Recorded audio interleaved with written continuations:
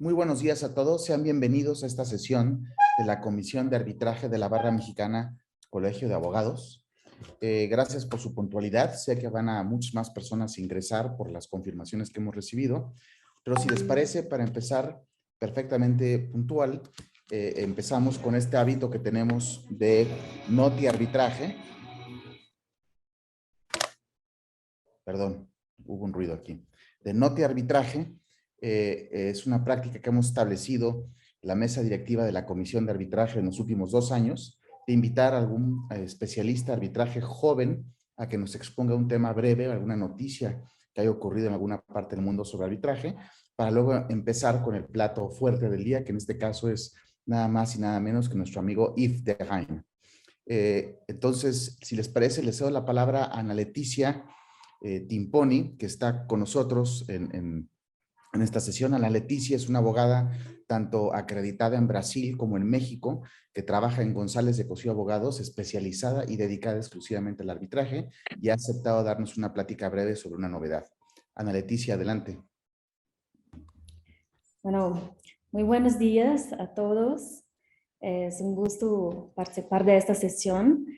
Hoy vengo a exponerles algo que está pasando en Brasil y en el medio arbitral, y está generando mucha polémica porque hay un proyecto de ley que visa la alteración de la ley de arbitraje brasileña, que visa regular y disciplinar la actuación del árbitro y también dar publicidad al procedimiento.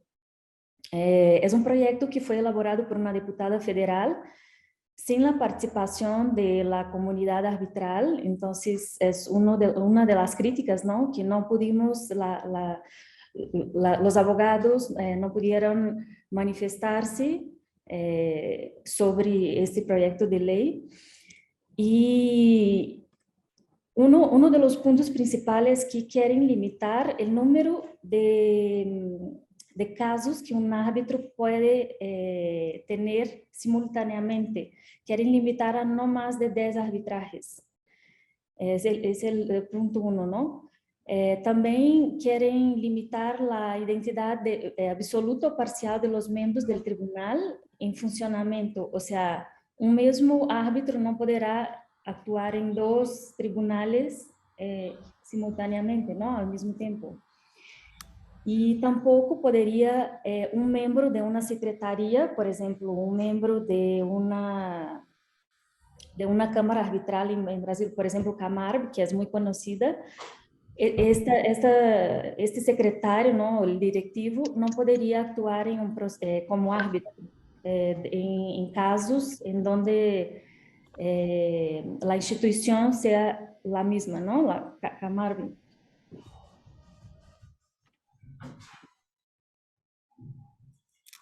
Ana Leticia, se puso en mute computadora. Ah, qué raro. Ok. ¿Ya me escuchan? Impone también el deber del árbitro de revelar tanto antes de que sea nombrado como después cuántos arbitrajes posee en este momento, justo para limitar a 10, ¿no? Lo que ¿Perdón?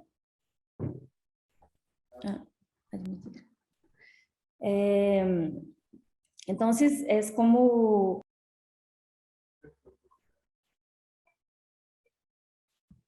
Se volvió a poner en mute, Ana Leticia. Pero, o sea, no entiendo por qué, pero está bien. Y una vez instituida, entonces, el arbitraje, el árbitro tiene que revelar en cuántos casos está trabajando, y durante el procedimiento también tiene que manifestar a las partes si ha incrementado el número de arbitrajes que tiene o cómo va la cosa, ¿no? Lo que me parece muy raro, y a todos en Brasil estamos como muy impresionados con este proyecto de ley, porque va en contra con todos los principios del arbitraje, va en contra con cómo camina el arbitraje por el mundo, ¿no? Entonces, los árbitros y abogados se están uniendo para al menos opinar en este proyecto de ley, para que no sea algo que limite la autonomía de las partes, ¿no? Y tampoco de los árbitros, porque ningún profesional en Brasil tiene que revelar cuántos, o sea, un juez no tiene límite de casos, un abogado no tiene que revelar cuántos casos, en cuántos casos trabaja. Entonces, es como, no es justo con el árbitro también que tenga que limitar su trabajo. Y también algo que decimos es que la propia actuación del árbitro en sus casos lo limita, ¿no? Porque si el árbitro toma muchos casos y no lo hace bien, automáticamente el mercado o sea, lo limita, ¿no? Porque si empieza a emitir laudos que no son concisos o que no están de acuerdo, el propio mercado ya lo deja de recomendar y es automático, o sea, no es necesario una regulación, o sea, una ley que lo limite. Entonces, hay varias críticas en Brasil respecto a este proyecto de ley. No creo que se va a hacer efectivo porque va en contra de muchos principios, incluso en contra del propio Código Processual Civil, o sea, que da este carácter de confidencialidad a los arbitrajes. Porque otro punto también del proyecto de ley es que quieren tornar público los laudos, que las instituciones mencionen quién son los integrantes del panel arbitral. Entonces, hay muchas críticas por ahí, pero si alguien tiene alguna pregunta, estoy a disposición. Gracias, Ana Leticia. Quisiera, antes de hacerte un pequeño comentario y dar la palabra a cualquier asistente que pueda tener una duda, anunciar la presencia de nuestra presidenta del colegio, de la Barra Mexicana Colegio de Abogados, que es Claudia de Buen. Gracias por estar, Claudia, con nosotros, por honrarnos con tu presencia. Y quiero presentarte a Claudia como una abogada muy importante en México, presidenta de nuestro colegio. Claudia, te presento a IF, como lo presentaré formalmente en unos minutos, como los árbitros más importantes del mundo. Bien, me siento muy honorado de su presencia. Ana Leticia, ¿hay algo que haya motivado este desarrollo? Porque claramente creo que es un ataque al arbitraje en Brasil, que es casi indefendible exigir que un abogado, un árbitro lleve un número finito de casos y el régimen sobreregulatorio que has explicado. Y como bien indicas, pues hay muchas actividades que los árbitros y los abogados hacen en otros contextos, incluyendo los jueces, y parecería extraño que en el arbitraje se le limite el volumen de actividad. Y como bien dices, como dice el viejo adagio, if you want something done, ask a busy person. Es decir, exigir reducir el volumen de casos de profesionales serios tendría por efecto sacar de la ecuación probablemente a la gente que más habilitada está para actuar como árbitro. Sí, de hecho, la justificación del proyecto de ley es que la presencia de un mismo árbitro en muchos casos simultáneamente abre lugar para el enjuiciamiento de una mayor cantidad de acciones de nulidad. Pero no, o sea, esta es la justificación para el proyecto, pero no existe esta información, o sea, no es real, porque para anular un laudo, o sea, se puede basar en muchos motivos, ¿no? Pero no porque el árbitro tiene muchos casos, o sea, son otras razones. Y también otro motivo es que la publicidad de las decisiones arbitrales ayudaría a crear una jurisprudencia arbitral. Pero en arbitraje no existe esto, o sea, no queremos uniformizar el entendimiento de los árbitros, ¿no? Entonces, por eso hay mucha crítica, pero definitivamente ha sido una iniciativa de una diputada federal que no tiene idea de cómo funciona el arbitraje, ¿sabes?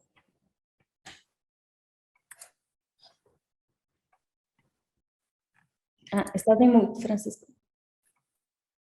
Gracias, Ana. Muchas gracias por tu presentación y la respuesta. ¿Algún comentario o pregunta de algunos de los asistentes? Veo que no. Si quieren, entonces, le agradezco a Ana Leticia su amable presentación y en el tiempo que hemos dicho, que es unos cuantos minutos al inicio. Y con esto pasamos al tema principal de la sesión de hoy. Beneficios que ingresaron después. Está con nosotros Yves de Hain, que es uno de los árbitros más activos e importantes e influyentes del mundo. Es un árbitro, además, que tiene mucha cercanía con México, no solo por el vínculo de amistad que tiene con muchas de las personas que están presentes, como Carlos Loperena, como Alejandro Garrio y otros practicantes que están aquí y en la plaza en México, pero además Yves ha sido árbitro en muchos de los casos más trascendentes, especialmente iniciales en la historia de la praxis mexicana. Yves además nos hace el honor desde su casa de Niza en Francia en vacaciones de asistir a esta sesión. Muchas gracias, Yves. Y quiero decir sobre él que es un árbitro internacional, que es un abogado acreditado en París, secretario general anterior de la Corte de la Internacional de Arbitraje de la Cámara de Comercio Internacional y es el responsable del primer informe de la ICC sobre control de costos y tiempo en el arbitraje. El motivo por el cual Yves aceptó amablemente dar la plática de hoy es porque a principios de año recibimos, no sé si se ve bien. No se ve, no se ve. Recibimos, todos los que leemos habitualmente el Revue de l'Arbitrage, recibimos este ejemplar y el primer artículo de él fue un libro, un artículo titulado Una nueva aproximación al procedimiento arbitral internacional por Yves de Hain. Entonces fue uno de los primeros ensayos que por lo menos en mi caso leí en el año sobre arbitraje y me fascinó la idea que propone Yves y fue ante ello que lo invitamos la mesa directiva de la Comisión de Arbitraje. Está con nosotros Julieta Ovalle, que es miembro de la mesa directiva, también Alejandro Flores y Paula Aldrete, y le agradecemos a Yves su amable aceptación para presentar su idea, y con eso le cedo la palabra. Bueno, muchísimas gracias y me alegro mucho estar con ustedes aquí en la Ciudad de México, que siempre me encantó, incluso virtualmente sigue encantándome estar con ustedes. Esta elección del tema de esta práctica demuestra cómo nuestro amigo Francisco González de Cosio es un lector incansable de todo lo que trata de arbitraje y realmente interesarse en esta propuesta que he hecho en este artículo del principio de año nos demuestra que se interesa en cosas que tratan de ser innovadoras. Lo agradezco mucho por eso. Lo que he hecho en este artículo, en el cual finalmente propongo de que el papel del árbitro deje de ser el de un juez de tenis para transformarse en un conductor de orquesta, es nada más que una propuesta sobre la cual hay que pensar un poco más. Y para practicar eso con ustedes, yo creo que puedo hacerlo con dos partes.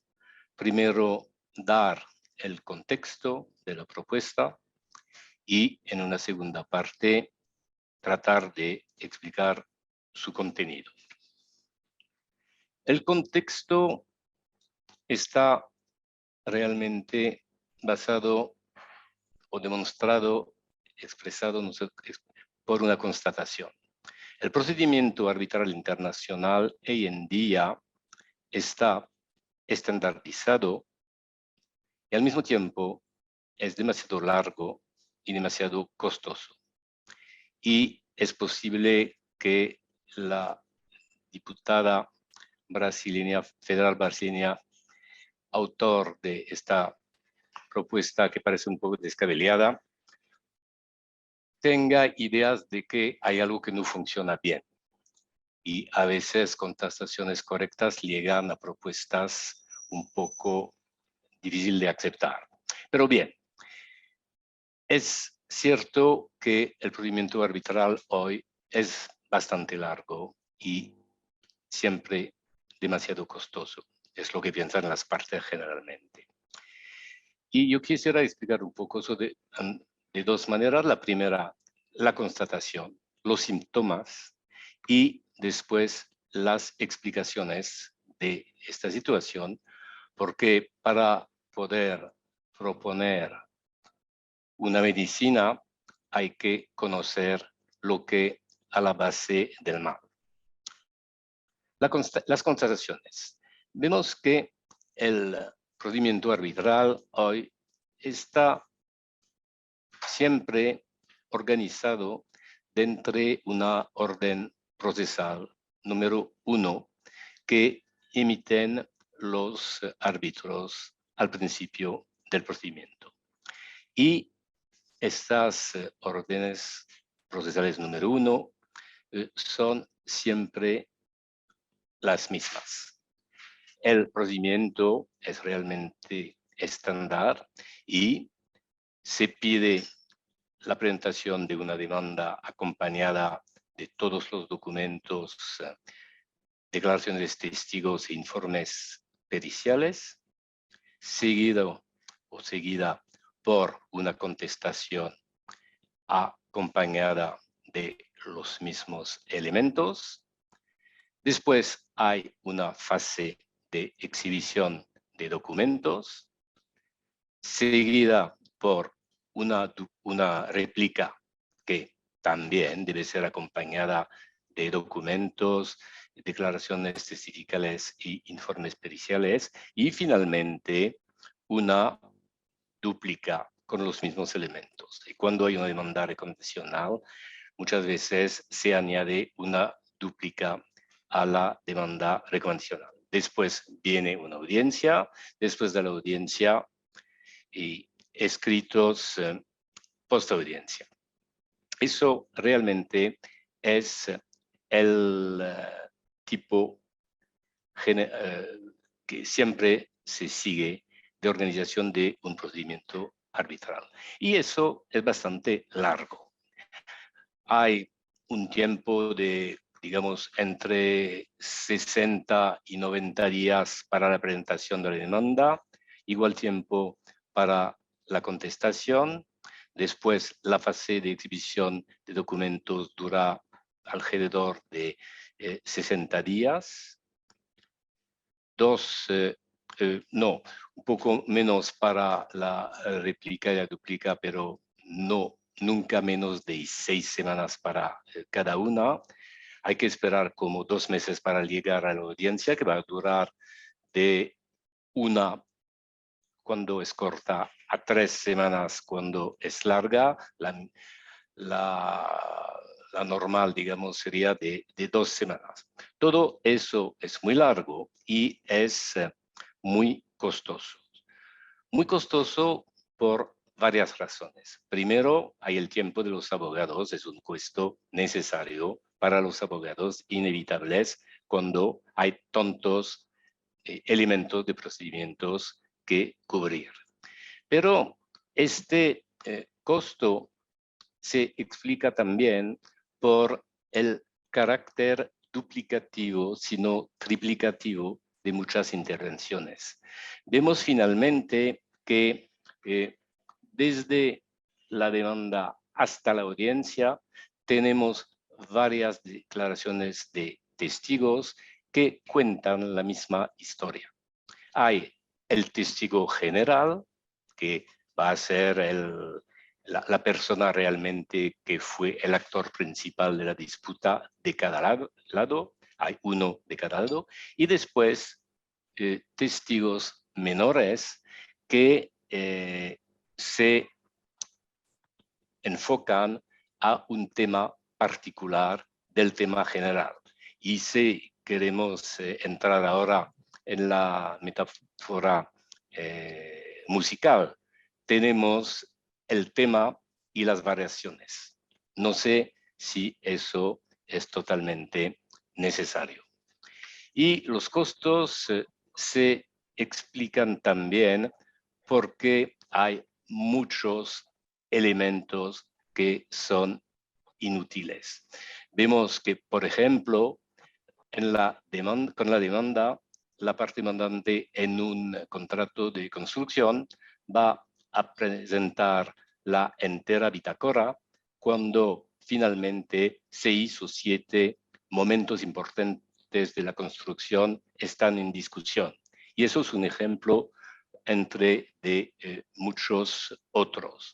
También vemos que en la fase de exhibición de documentos, las partes piden muchos documentos sin saber exactamente lo que quieren probar con esos documentos. Lo que además plantea un problema difícil para los árbitros cuando los documentos cuya producción es ordenada no son producidos, porque se pide al árbitro de sacar inferencias negativas, pero si no se le indicó al principio lo que se quería probar con el documento que no ha sido producido, ¿cómo sacar inferencias? Bien, pero eso no es mi tema principal, es un incidente. ¿Por qué estamos en esta situación? ¿Cuáles son las explicaciones de estos síntomas? Creo que hay dos tipos de explicación, una muy sencilla y la otra más complicada. La primera es puramente sociológica. El mundo del arbitraje es un mundo muy limitado. Los árbitros son los que van a definir el procedimiento y vemos que en todos los reglamentos de arbitraje de las instituciones, en todas las leyes de arbitraje modernas, en la ley modelo de la CNUTMI, etcétera, cuando las partes no han arreglado el procedimiento, compete a los árbitros hacerlo.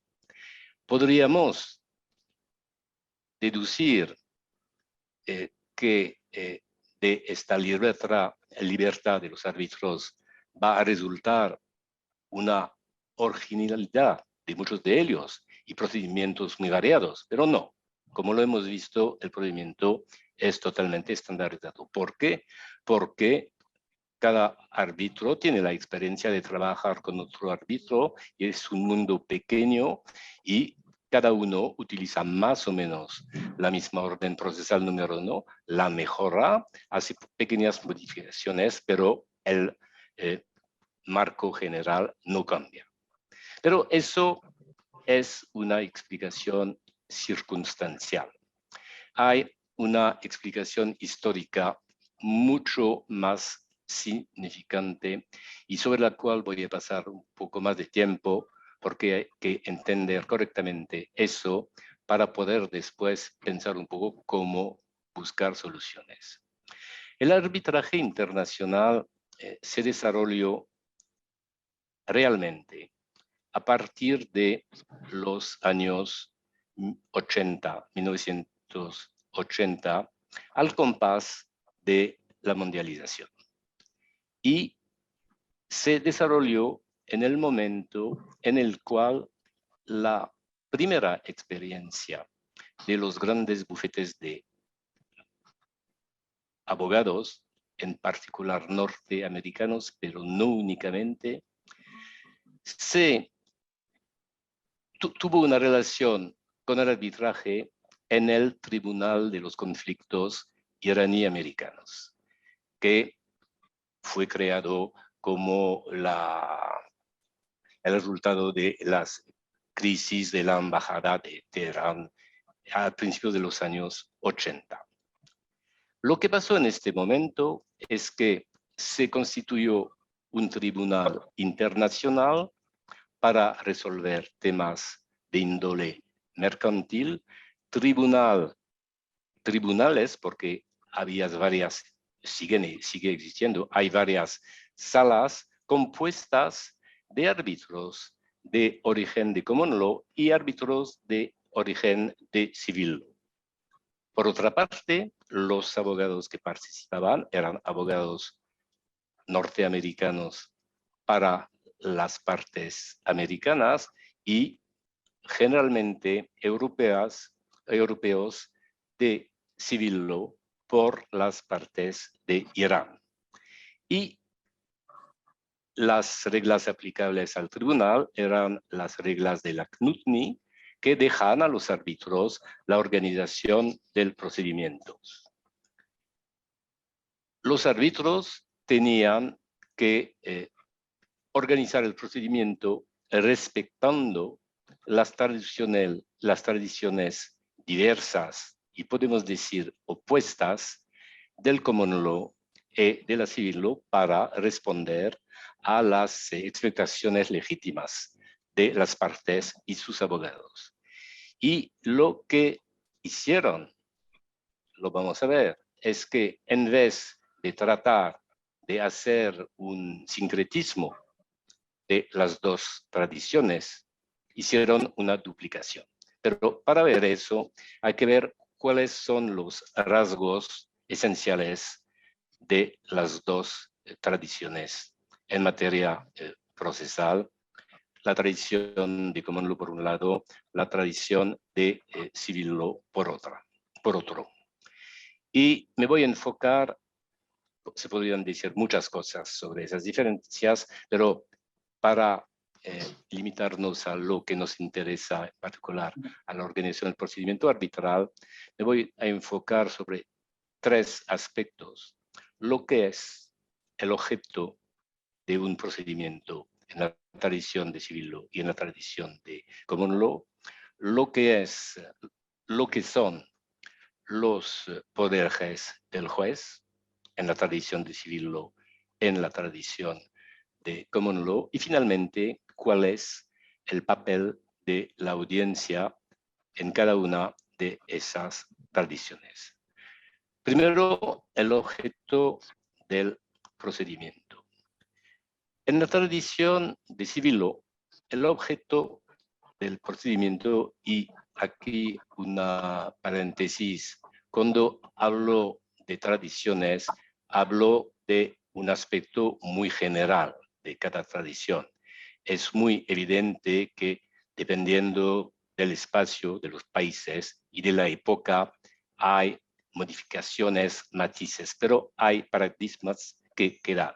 Y el objeto del procedimiento en la tradición de civil law es resolver un problema jurídico. Y es para resolver este problema jurídico que ha sido definido que se van a traer pruebas para responder a las preguntas del juez que tiene que resolver este problema jurídico. Es decir, que se pasa del problema jurídico que hay que resolver a la determinación de los hechos que hay que probar para dar una respuesta. En la tradición de common law, la situación es totalmente contraria. Lo que importa no es el problema jurídico, es el procedimiento.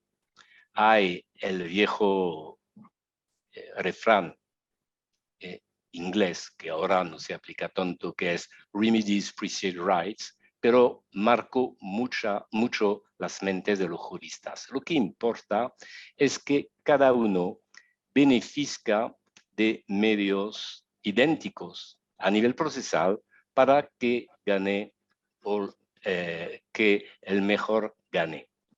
Cada parte debe conocer todos los hechos relativos a la disputa para poder después definir su demanda en términos jurídicos.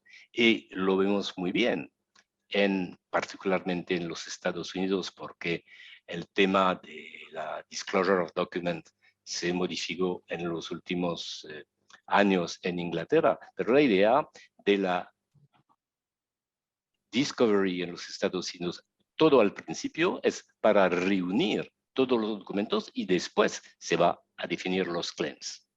Eso es todo al contrario de la tradición de civil law. Los poderes del juez son en relación con estas dos diferencias importantes. En la tradición del civil law y eso lo demostró muy bien Kelsen, pero no tengo tiempo de entrar en eso, es el juez tiene que establecer, digamos, la verdad judicial.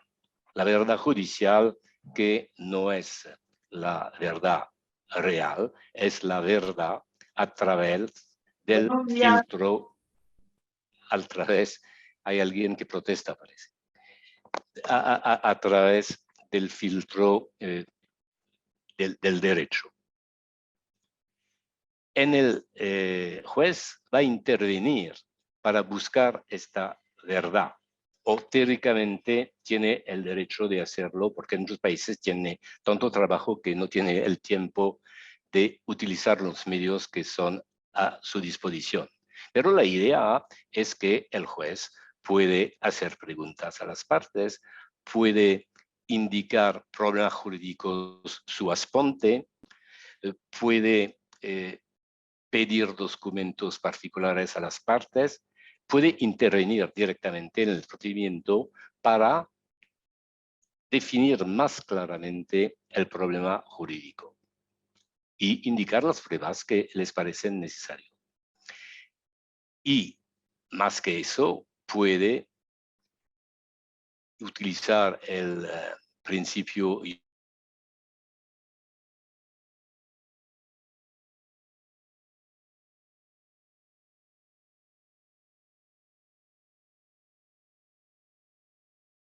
iura nobis curias y ayuda a las partes para que establezcan la verdad, digamos, la verdad factual. Va a prestar su concurso para ordenar la producción de documentos, para ordenar la presencia de un testigo y tienen poderes muchos importantes porque tienen el contempt of court, que es realmente muy fuerte, que puede condenar a una parte si no participa.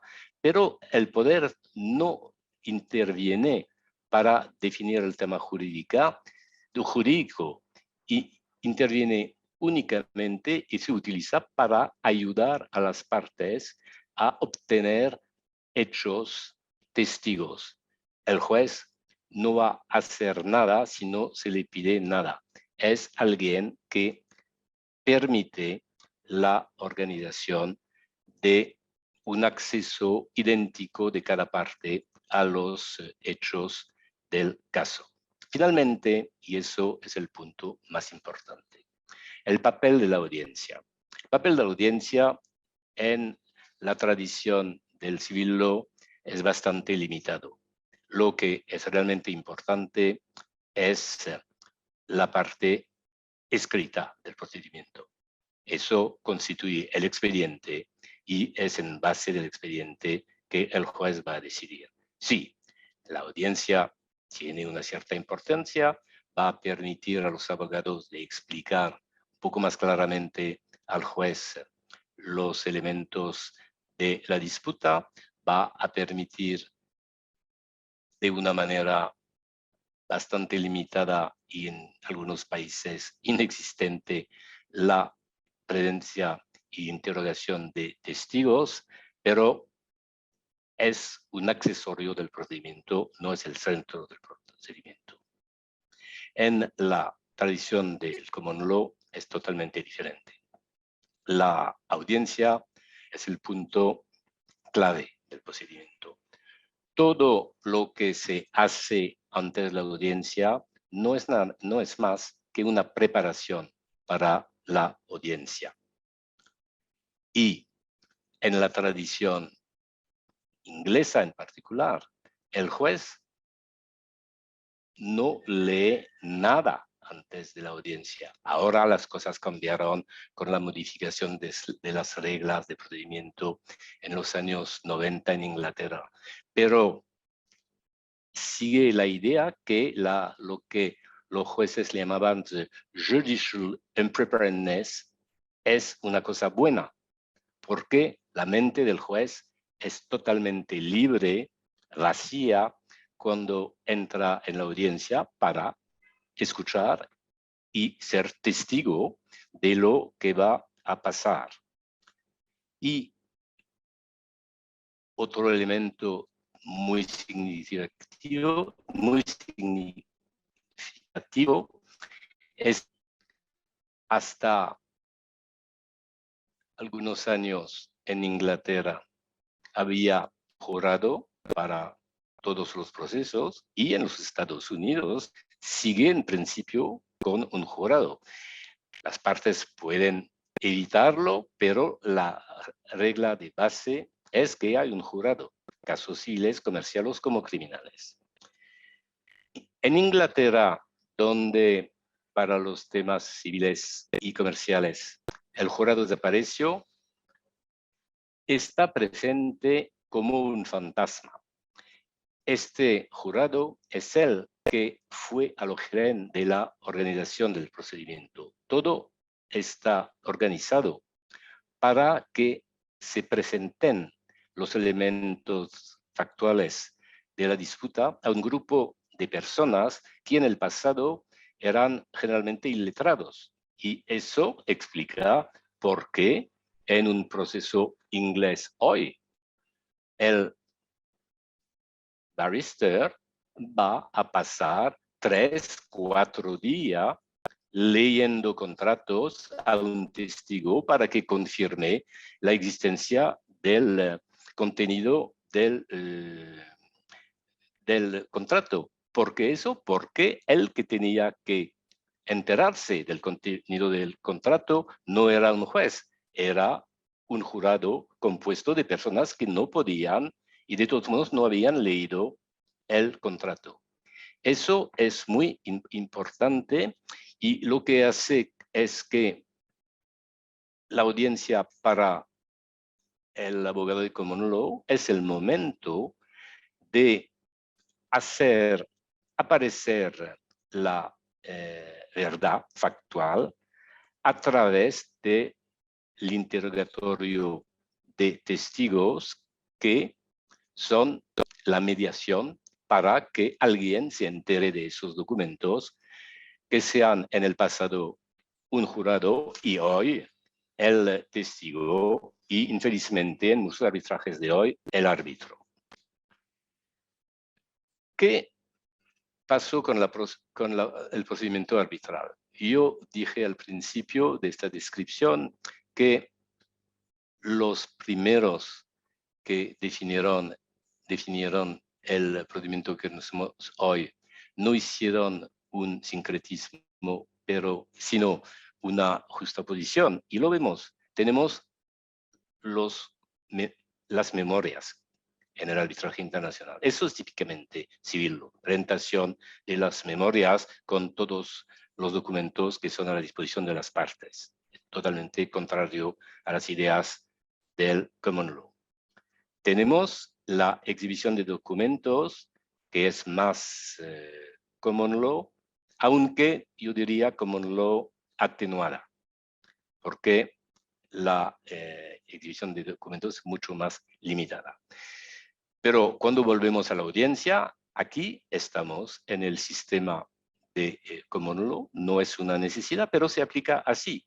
Cuando vemos en nuestros arbitrajes de hoy abogados pasando horas presentando varios documentos que no sirven para probar nada, sino que para llamar la atención del árbitro sobre la existencia de documentos, pidiendo al testigo, usted, señor testigo, mando esta carta en tal fecha, puede leer el parágrafo 3 de la carta, se lee el parágrafo 3, bien, y pasamos a otra carta, y así para probar que no va la lectura del testigo probar más que el contenido del documento. Eso es como si existiera un jurado que hay que convencer de la existencia del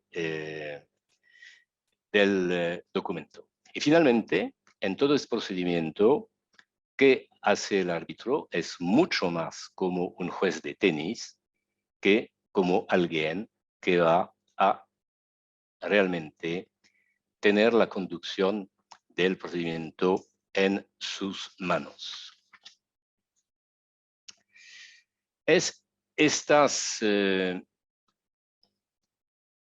consideraciones, estas constataciones que me llegaron a pensar que se podrían ver si fuera posible transformar este juez de tenis en un conductor de orquesta, digamos que es una metáfora para dar al árbitro un rol un poco más activo en el procedimiento.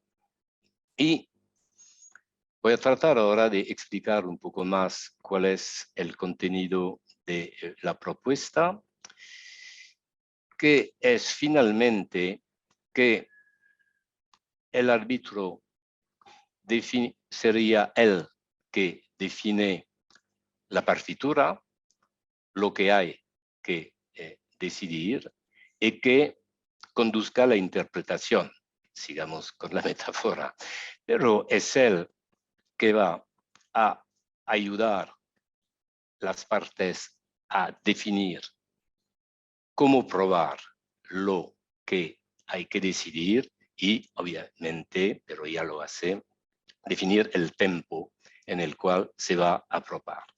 Más seriamente, dejando la metáfora musical. Lo que pasa hoy lo hemos visto, el árbitro emite una ordenanza procesal número 1 con el procedimiento que ya describí. Cuando lo hace, no sabe exactamente cuáles son los puntos litigiosos. No sabe lo que tendrá que decidir. O tiene una idea exacta, muy remota, muy mal definida, muy vaga. Eso es una pena, porque si tomamos el arbitraje de la CCI, desde el año 1927 había una exigencia de que los árbitros definan en el acta de misión los puntos litigiosos. Y eso se quedó como obligación en el reglamento de la CCI hasta la revisión de 1998, en la cual se decidió que los árbitros tendrían que definir los puntos litigiosos si lo considerarán apropiado, lo que fue el fin de la obligación de los puntos litigiosos, porque es raramente apropiado. Y yo tengo que confesar que es un servidor, soy yo, que como encargado de la revisión de 1998 hice desaparecer la obligación. ¿Y por qué se decidió así? Porque era totalmente imposible. En el momento en el cual se prepara el acta de misión, en los arbitrajes modernos como los conocemos, los árbitros tienen en sus manos únicamente una demanda, una solicitud de arbitraje muy escuetas y una contestación tan escueta que la demanda. Es imposible definir de una manera realmente concreta los puntos litigiosos. O si la definición es que bien, la demandante tenía razón en resolver el contrato, cuál es el monto de los daños, eso no sirve para nada. Pero es en este momento, al momento de la redacción de la acta de misión, más o menos lo único que puede hacer el árbitro. Es decir, que el problema que tenemos ahora, cómo ayudar a los árbitros a definir algo que sería parecido a los puntos litigiosos, sin algún momento en el cual conocen más el litigio. Y mi propuesta es que los árbitros pueden intervenir un poco más tarde, no en el momento de la definición de la redacción del acta de emisión, bueno, con una excepción. En los casos muy raros en los cuales la solicitud de arbitraje es un documento muy completo y la contestación un documento muy completo, se podría hacer, pero no en el plazo del mes en el cual se debe establecer la acta de emisión. Por eso, mi idea es que lo que se puede hacer es que después de la primera ronda de documentos, cuando la parte demandante ha presentado su demanda de arbitraje completa con los documentos que tiene a su disposición y la demandada ha presentado su contestación, en este momento se puede hacer una conferencia de conducción del arbitraje, una segunda conferencia de conducción del arbitraje, en el cual los árbitros van a discutir con las partes de cuáles son los elementos importantes del litigio.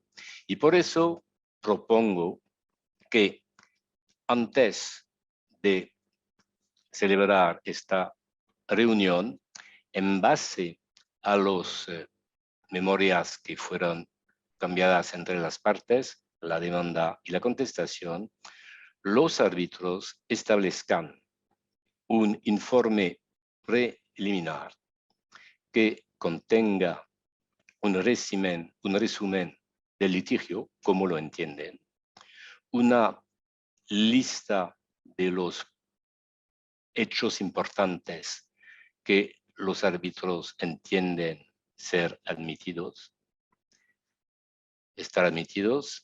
una lista de los puntos jurídicos que parecen importantes a los árbitros y una lista de los hechos que consideran que deben ser probados. Que manden eso a las partes para que las partes lo puedan estudiar y después discutir en la reunión de la conferencia de condición del procedimiento que debe ser prevista para, digamos, un día. No es una reunión de 1 o 2 horas. No se propone que, y todo al contrario, que las partes aprueben este documento de los árbitros. No. Lo que se propone es que se discuten para que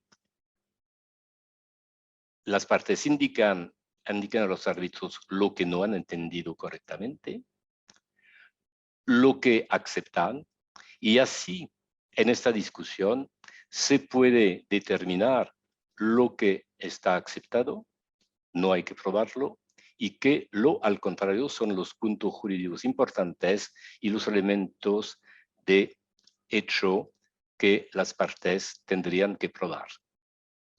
Las partes, ya lo dije, no tienen que seguir a los árbitros en lo que piensan, pero saben lo que los árbitros piensan y creo que eso ayuda mucho a las partes. Yo tengo una experiencia similar, mucho más limitada, en la práctica de la primera sala de la Corte de Apelación de París.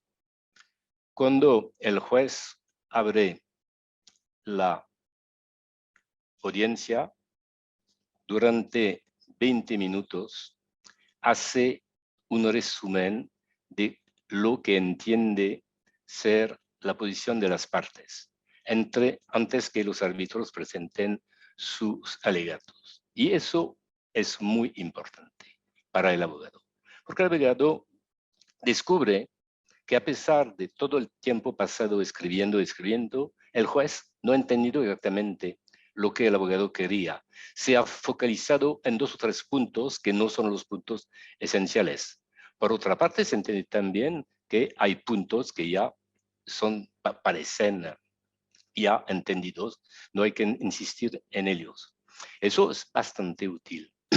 Pero en el procedimiento de la Corte de Apelación de París es de una utilidad muy limitada porque ya la preparación del alegato está hecha, es es en el momento antes de que los abogados van a intervenir. Sería muy útil si hubiera sido hecho, si fuera hecho 2 o 3 días antes o más. Pero la idea es interesante, es muy útil y creo que podría ser muy interesante para las partes y tendría un efecto importante para reducir los tiempos y los costos en adelante para las partes. Se limitaría el número de testigos porque ya se sabe que hay muchos temas que no hay que discutir, no importan realmente. Se evitaría lectura inútil de documentos. Finalmente se podrían ganar mucho tiempo. Sabemos, como ya lo dije, que muchas veces 90% de documentos presentados por las partes no sirven para nada en el arbitraje. Yo conocí a alguien que falleció hace mucho tiempo, que era un gran árbitro suizo, que se llamaba Claude Reynaud. Y él había establecido una práctica en su tiempo que era bastante interesante, es que antes de la audiencia, un mes antes de la audiencia, pedía a las partes de mandarles los 100 documentos que él tiene que leer absolutamente. Y eso facilitaba mucho el trabajo de los árbitros y de los abogados también, porque se podía, entre 1000, 2000 documentos, se podía limitar a los 100, generalmente 100 documentos para cada parte, se llegaba a como 120, 130, porque muchos de los documentos eran exactamente los mismos y ya se reducía ya mucho el trabajo de la audiencia.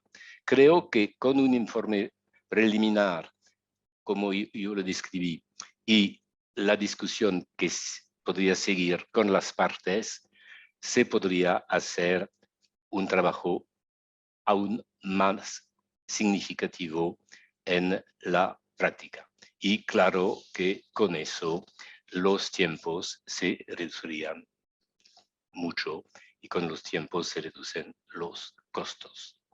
Bien, 2 o 3 palabras de conclusión.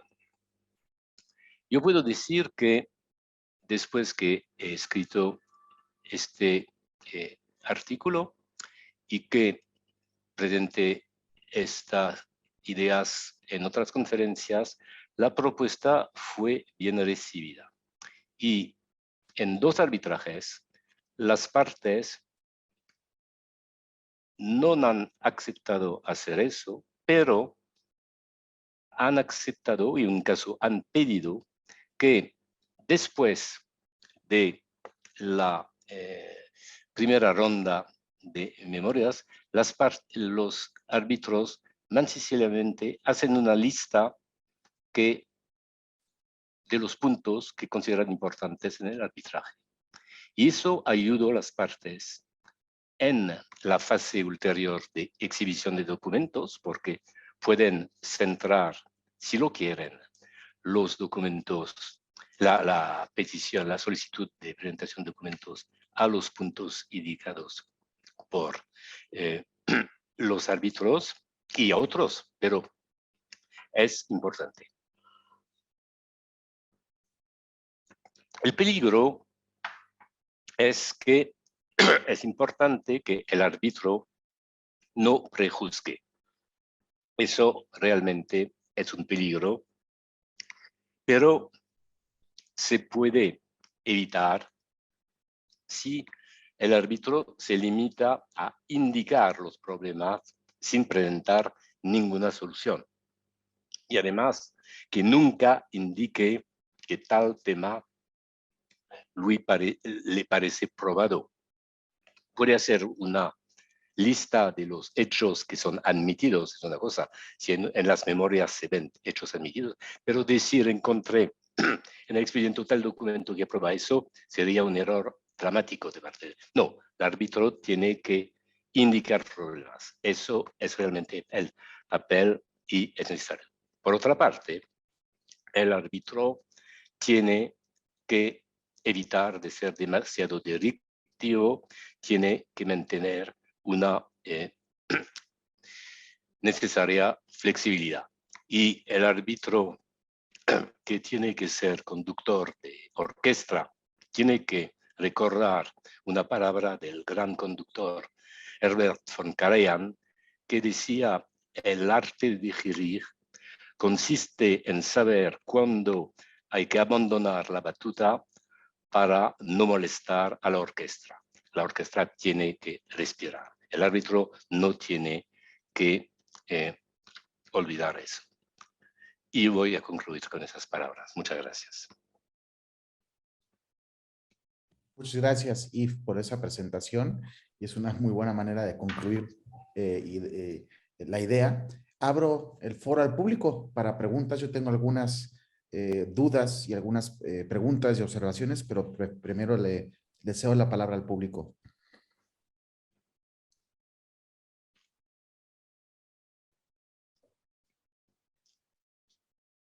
Alejandro, adelante.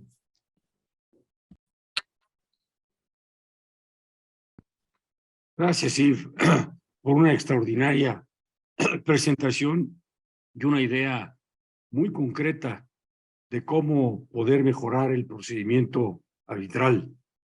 Yo iba siguiendo con todo detalle y haciendo notas de la historia y de tus propuestas. Y yo creo que en la última frase que nos diste radica la pregunta que yo quería hacer.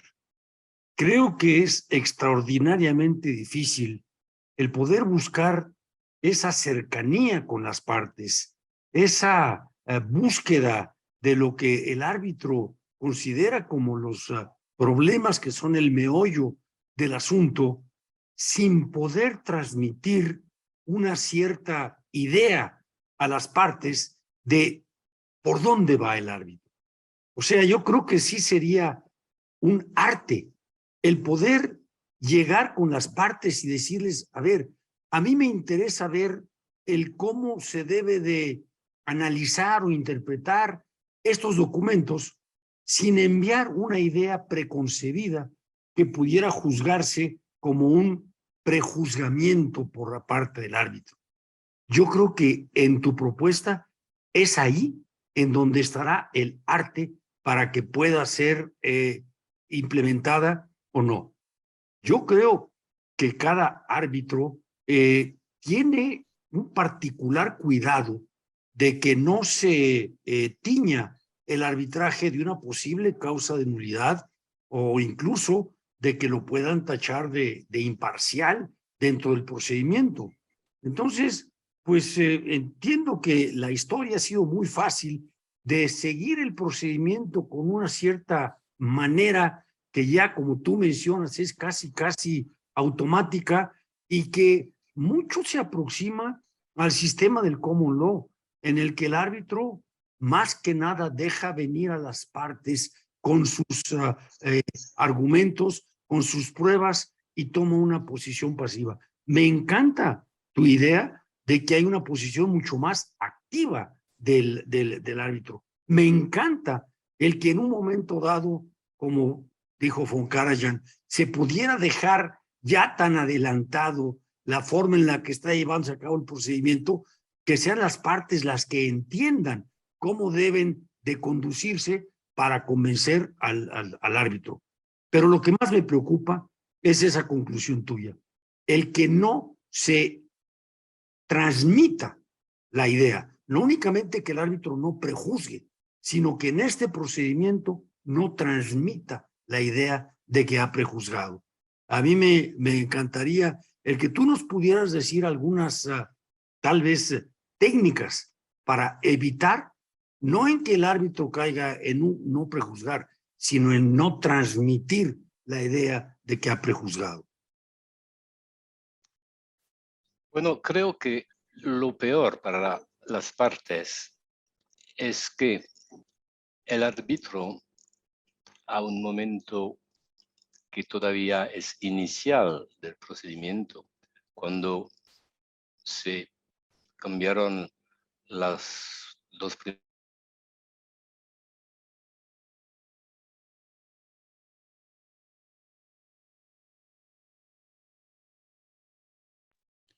Se congeló, ¿verdad?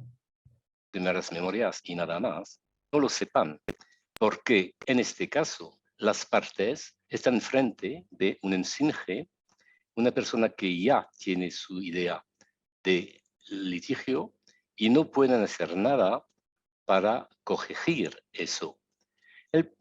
Que el árbitro tenga una idea errónea de la posición de las partes no es tan grave si lo dice, para que las partes puedan reaccionar y corregir lo que es el error del árbitro.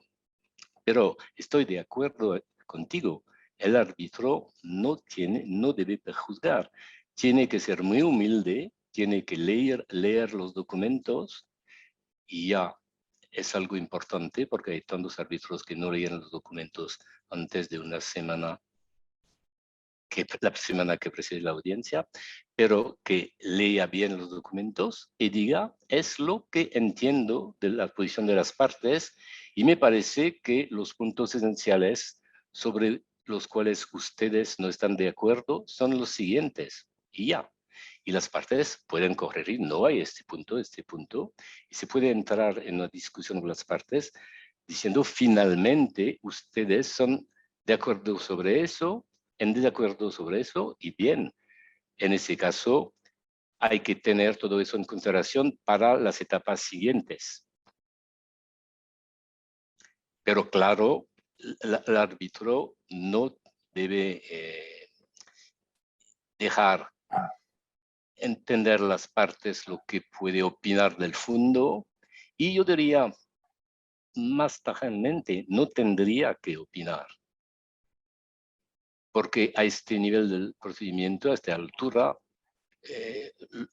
las cosas están en marcha. El árbitro no puede tener realmente una opinión, o si tiene una opinión es únicamente muy superficial y es bastante fácil no indicarla por ser tan superficial.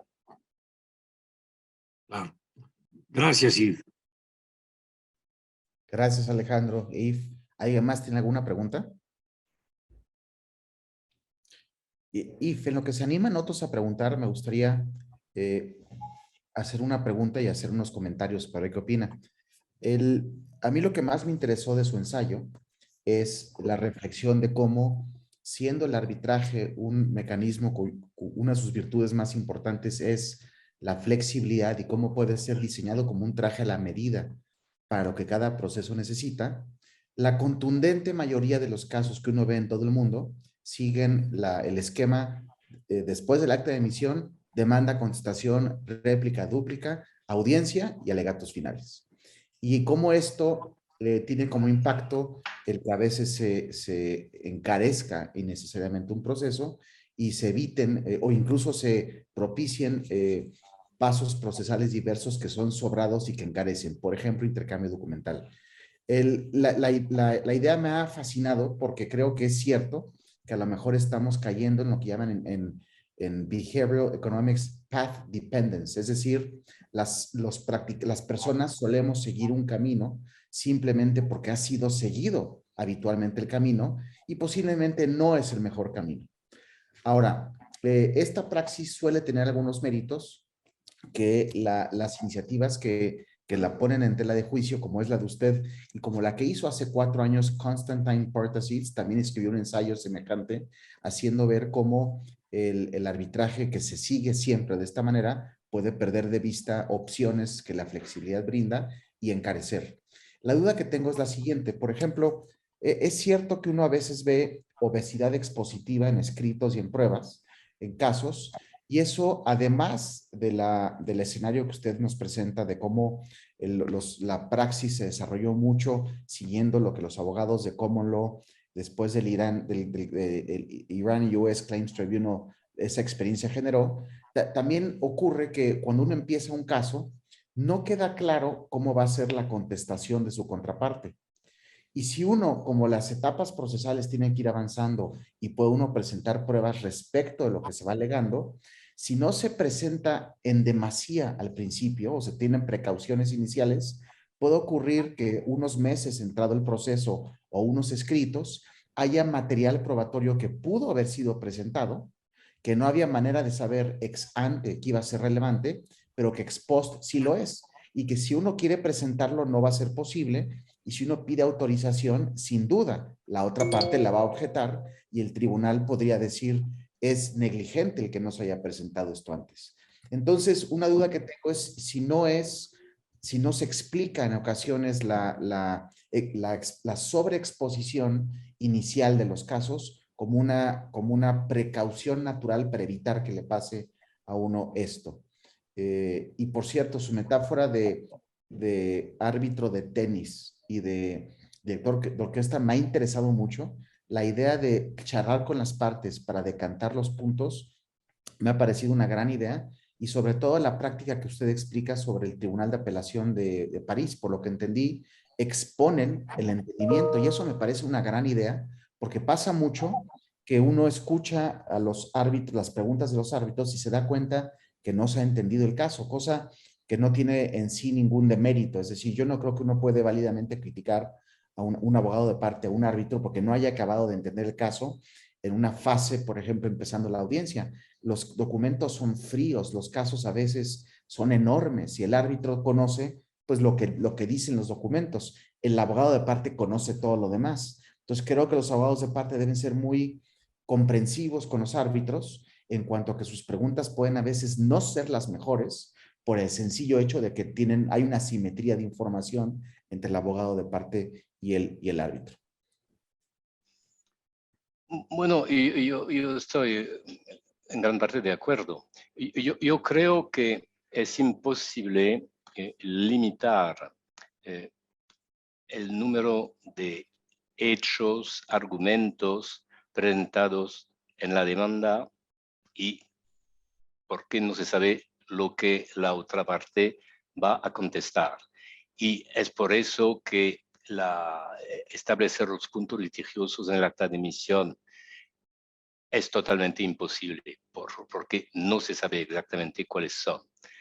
Pero está en la generación de indicaciones que hay en la demanda y por consecuencia, en parte, en la contestación, todo eso se puede reducir después y es el momento en el cual creo que realmente hablando con las partes, indicando lo que al árbitro le parece importante en el caso y en una discusión abierta en la cual las partes van a decir al árbitro, señor árbitro, usted no ha entendido correctamente mi posición. Es al final de esta discusión que puede durar un día, al final se limita realmente al núcleo importante y las fases posteriores van a ser reducidas y es el momento en el cual se van a poder realmente tener menos costos y menos tiempo. Pero estoy de acuerdo, al principio es imposible. Es imposible que una parte demandante se limite porque no sabe, bueno, en la mayoría de los casos, no sabe cuáles son la posición de la otra parte. Pero después de este momento, cuando tiene la contestación, todo el mundo sabe cuáles son las posiciones básicas y eso no va a impedir la presentación de pruebas adicionales después en la réplica, en la dúplica, pero sobre los puntos que realmente son puntos discutidos sin continuar este diálogo de sordos o sin continuar este cruce de barcos en la noche. Muchas gracias. Claudia de Buen veo que levantó la mano. Adelante.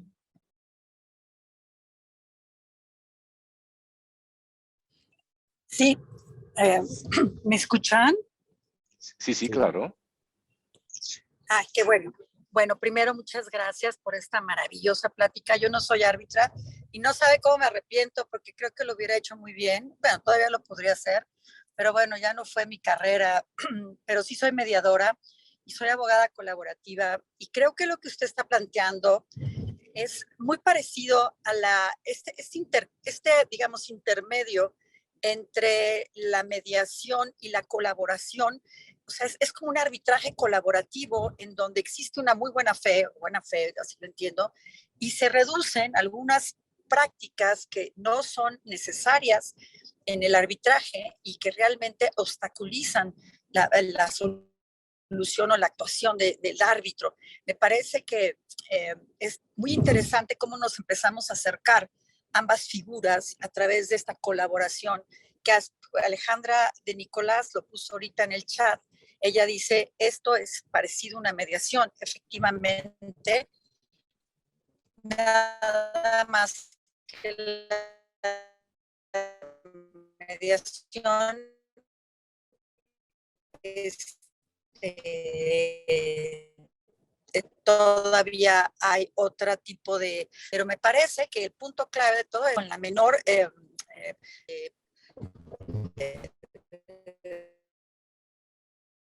pruebas innecesarias, etcétera, el punto clave de la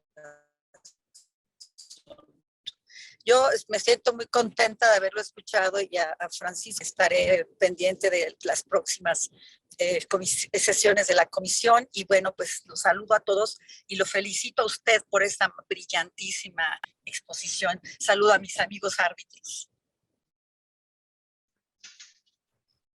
Bueno, un comentario únicamente. Sí es colaborativo y sí estoy de acuerdo. Creo que una cierta colaboración es necesaria porque si una parte no quiere colaborar, se olvide totalmente se olvida la propuesta. Si es colaborativo, no es una mediación. La idea no es de ayudar a las partes en entenderse sobre la solución. Es únicamente una identificación de los problemas que existen para tratar de que el focus del procedimiento sea más definido.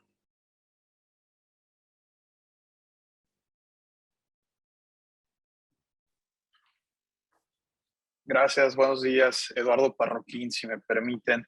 Me parece también que en México, digo, existen algunos procedimientos judiciales que se pueden asemejar un poco a lo que usted ha venido exponiendo.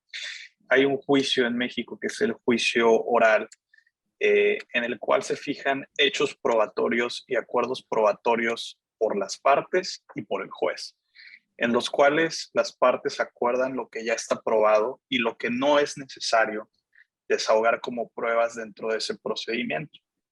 Entonces, me parece un ejemplo claro de que el director de una orquesta, entendido como la persona que tiene jurisdicción, puede apoyar a que el trámite de un procedimiento sea más ágil y que esto redunde en un beneficio para las partes, ¿no?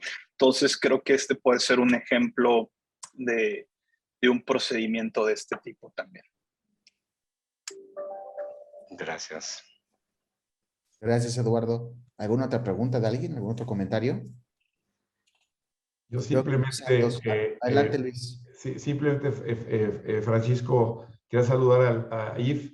Bienvenido, Yves. Desafortunadamente, por un compromiso del despacho, no pude estar en la plática, pero como terminó antes, quise unirme solo para saludarte y saludar a mis amigos de la Comisión de Arbitraje. Gracias, Francisco. Gracias, Klaus, por estar con nosotros. Muchas gracias, Klaus. Luis, adelante. Gracias, Francisco. Gracias, Klaus. Merci, Monsieur Derin. Buenas tardes allá en Francia. Quería hacerle la siguiente pregunta. Me llamó la atención en su exposición. Me pareció llamativo. Las experiencias, el par de experiencias que compartió ya en dos casos, en donde propone esta idea de tener un rol más activo y menos pasivo, pero las partes no necesariamente quisieron. Y ese es el tema que me llama la atención. Entiendo que puede haber cierta resistencia a aceptar todas estas ideas, estas innovaciones, como se dijo al principio de la plática. Y mi pregunta con usted sería, primero, desde luego creo yo que es importante para romper estas resistencias el seguir insistiendo, seguir divulgando estas ideas y seguir proponiendo ideas innovadoras como esta, pero en particular esta, ¿a qué atribuiría usted que se vea una resistencia en la práctica? ¿Sería simplemente una cuestión solo de inercia, como lo mencionó Francisco hace rato, porque sí siempre se ha hecho y no queremos hacerlo, o sea, miedo al cambio, una simple inercia? Segunda posibilidad, que sea un tema de formación y que cada abogado, cada parte sigue su tradición y entonces asume el procedimiento con tipo como de prejuicio, por llamarlo de alguna forma, o bien una última alternativa que se me ocurre, simplemente una sola suspicacia y una resistencia a lo desconocido, y como esto nunca se ha hecho, pues no sea que tenga algo que no podría prever y que sería inesperado y que se me salga de control como abogado de parte, finalmente no llegar al resultado que estoy comprometido a lograr en representación de mi cliente. Digamos, son unas alternativas que se me han ocurrido ahora mismo, pero esa es la pregunta con usted. ¿Usted a qué atribuiría del otro lado una resistencia a aceptar y asumir estas ideas que parecen ser tan propicias y tan benéficas para todo mundo, hasta para las propias partes, porque no solamente reduciría los tiempos, sino de la mano, desde luego que el objetivo final es reducir los costos, que es de lo que estamos hablando aquí? Merci, monsieur Durán, y felicidades por su exposición otra vez. De verdad, muchas gracias. Bien, lo que pasó en la práctica es que lo que las partes no aceptaron es una reunión con los árbitros, pero aceptaron y les interesaron mucho que los árbitros, después de la primera ronda de documentos, presente una lista de los puntos que consideraban interesantes y que eran los puntos que en la mente de los árbitros parecían los puntos esenciales para resolver. Y lo que entendí de la reacción de las partes es que, por una parte, son interesadas en saber cómo los árbitros ven el caso, cuáles son los puntos que los árbitros quieren que las partes discuten más particularmente, pero por otra parte no quieren reunirse con los árbitros para discutir de eso porque no quieren exponer su posición en este momento que consideran, supongo, como prematuro. Yo lo entendí así, no lo sé exactamente, pero lo que me llamó la atención es que las partes dijeron, sí, nos interesa mucho que los árbitros nos hagan conocer su visión del caso, de los problemas, pero no queremos comentar. Y queremos conservar normalmente, y eso lo considero como realmente muy normal, la posibilidad de hablar de otras cosas en nuestras posteriores memorias. Ana Leticia. Sí, bueno, Iris, muchas gracias por tu exposición, me gustó mucho. Me gustó mucho la idea de proponer esta plática, ¿no?, entre las partes, sobre todo en casos de construcción, en donde involucran muchos puntos y es más complejo entender realmente la posición de las partes. Y mi pregunta es si usted cree que es algo que el árbitro puede proponer en el procedimiento como algo informal, ¿no? O sea, proponer a las partes, o si es algo que debería estar previsto en los reglamentos de las instituciones, si usted cree que es algo que debería ser como institucionalizado, ¿no? O sea, o simplemente cada árbitro podría, o sea, optar por hacerlo, o a lo mejor en algunos casos no es necesario, entonces una facultad, ¿no? No sé si me explico. Sí, sí, se explica muy bien.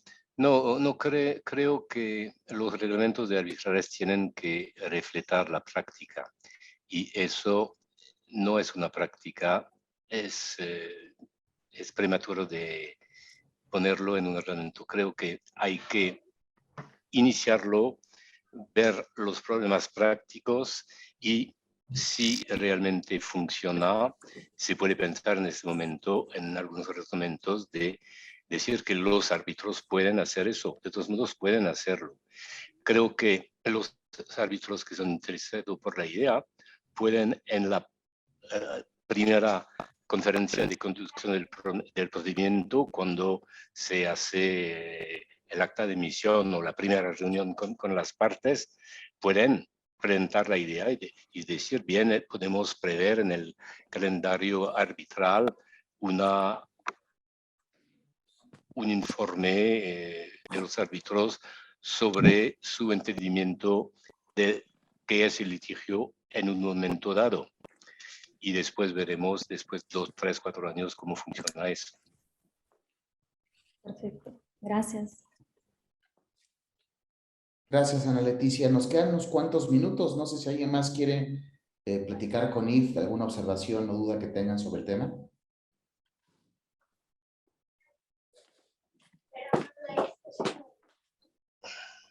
Sobre el tema que trataban y que empezó platicando Alejandro Garrio, me gustaría decir que en los casos en los cuales observo árbitros que hacen preguntas que a lo mejor reflejan que no hay ciertos aspectos que no se entienden, a mí como abogado de parte me ha parecido una gran idea y un acto muy inteligente, además de humilde intelectualmente del árbitro, reconocer que hay cosas que no se entienden y que no se saben para ser ilustrado por los abogados de parte.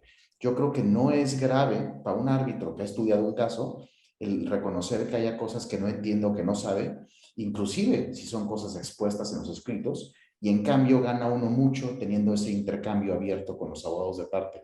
De otra manera, el resultado es que uno recibe laudos que a lo mejor hay cosas que se hubieran evitado, ya sea errores o apreciaciones incompletas, y que gracias a una postura muy abierta a este respecto se pudieran haber enmendado. No creo que realmente el peor es el árbitro que no ha entendido el caso. Yo recuerdo hace mucho tiempo un presidente que era un antiguo presidente de la Corte de Casación francesa y que confundía un poco el papel de un juez y el del árbitro, y quería decidir todo bastante solo, y me decía, bien, Yves, yo recibí su memoria muy bien hecha, muy bien hecha, ¿eh? Muy bien hecha. Usted pide eso, quiere eso. Y yo decía, no, señor presidente, no es exactamente lo... No, yo he entendido. No era imposible hablar con él. Y además no era muy normal de hacerlo de una manera privada. Pero cuando se nota que el árbitro no ha entendido el caso, es terrible para el árbitro. Y muchos árbitros silenciosos no entienden en un momento en el cual es demasiado tarde, entienden al fin de la audiencia. Eso es problemático, porque si habían entendido mejor antes, hubieran podido hacer preguntas y ayudar a las partes a limitar un poco el alcance de la producción de documentos y todo eso.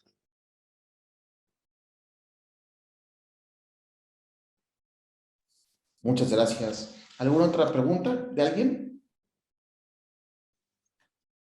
Pues, Maître Terran, es un placer tenerlo con nosotros. Estamos enormemente agradecidos por haber compartido sus reflexiones sobre su ensayo del árbitro como director de orquesta en vez de árbitro de tenis. Y a nombre de la Barra Mexicana Colegio de Abogados, específicamente su comisión de arbitraje, le agradezco mucho el estar el día de hoy con nosotros y compartir sus ideas y conocimientos. Bueno, muchísimas gracias por la invitación y este debate muy interesante. Muchas gracias. Gracias, que tengan un muy buen día a todos. Gracias.